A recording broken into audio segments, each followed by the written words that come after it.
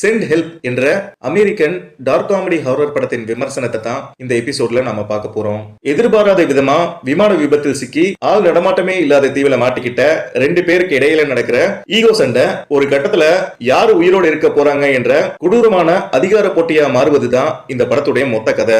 Survival story மாதிரி start ஆகிற இந்த படம் போக போக சைக்காலஜிக்கல் வார் ஆஃப் டாமினன்ஸா உருமாறி ரத்தமும் சதையும் கலந்த ஒரு சீரியஸான காமெடி த்ரில்லரா முடியுது. படத்தின் முக்கிய கதாபாத்திரங்கள் மோசமான சிச்சுவேஷன்ல மாட்டிக்கிட்டு இருக்கும் போதும் மற்றும் எதிர்பாராத திருப்பங்களின் போதும் உருவாகிற டார்க் காமெடி இந்த படத்துல ரொம்ப நல்லா ஒர்க் அவுட் ஆகியிருக்கு. ஒரு பழைய ஸ்டைல் கதைய தன் விசித்திரமான கற்பனைகளால சுவாரஸ்யமான திரைக்கதையா மாத்தி இருக்காரு டைரக்டர். மேலும் இந்த படத்துல வருகிற வன்முறை காட்சிகளை இவர் கையாண்ட விதம் ஒரு மிகப்பெரிய ஹைலைட். இவரது ஆரம்பகால படங்களை போல பயங்கரமான ரத்தம் தெரிக்கிற மற்றும் கொடூரமான காட்சிகளை அதிகமா இந்த படத்துல வச்சிருக்காரு. படத்தின் ஒளிப்பதிவு கதைக்கு ஏத்த மாதிரி ரொம்ப தெளிவா இருந்துச்சு.